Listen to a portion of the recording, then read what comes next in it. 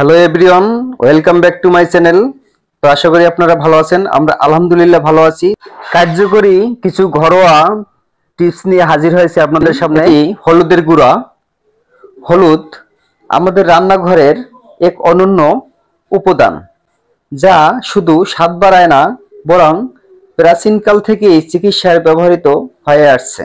এর মধ্যে রয়েছে কারকিউমিন নামক প্রাকৃতিক উপাদান, যা প্রদাহ কমাতে ও রোগ প্রতিরোধ ক্ষমতা বাড়াতে এবং ত্বকের যত্নে অসাধারণ ভূমিকা রাখে। তবে হলুদের গুঁড়ো ব্যবহারে কিছু গুরুত্বপূর্ণ সতর্কতাও মেনে চলা দরকার, নইলে উপকারের বদলে ক্ষতির সম্ভাবনা থাকতে পারে। আজকের ভিডিওতে আমরা বিস্তারিত জানাবো হলুদের গুঁড়ো দিয়ে চিকিৎসার উপকারিতা ও প্রয়োজনীয় সতর্কতা। চলুন শুরু করি।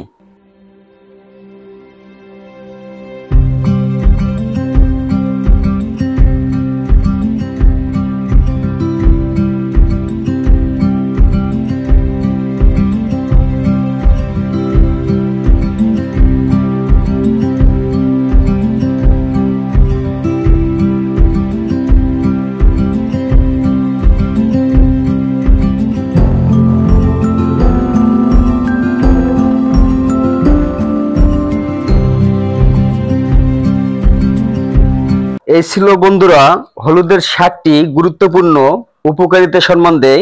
এবার জানিয়ে দেব হলুদের গুঁড়া ব্যবহার করার কিছু সতর্কতা। নাম্বার 8, অতিরিক্ত সেবনের সমস্যা।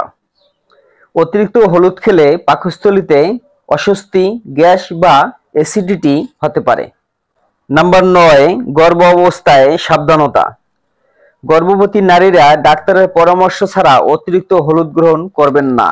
নাম্বার 10, রক্ত তরলকারী ওষুধের সাথে সতর্কতা।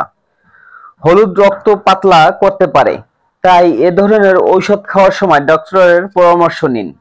নাম্বার 11, অ্যালার্জির ঝুঁকি।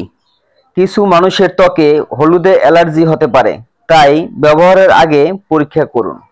এই ছিল বন্ধুরা হলুদের গুঁড়ো দিয়ে কিছু উপকারিতা ও কিছু সতর্কতা নিয়ে ঘরোয়া চিকিৎসা। তো বন্ধুরা, আমার ভিডিওটি ভালো লাগলে প্লিজ একটি লাইক দিয়ে ভিডিওটি শেষ করবেন। আর যারা এখনো সাবস্ক্রাইব করেনি, তো বন্ধুরা ভিডিওটি ভালো লাগলে সাবস্ক্রাইব করে আমার চ্যানেলের সাথে থেকে যেতে পারেন। তো প্রিয় ভিউয়ার্স, যারা এতক্ষণ আমার ভিডিওর সঙ্গে ছিলেন তাদেরকে জানাই অসংখ্য অসংখ্য ধন্যবাদ। তো আজকের মতো এখানেই বিদায় নিচ্ছি। সবাই ভালো থাকবেন, সুস্থ থাকবেন, এই কামনাই করছি। এখানেই শেষ করছি। সবাই ভালো থাকুন। আল্লাহ হাফেজ।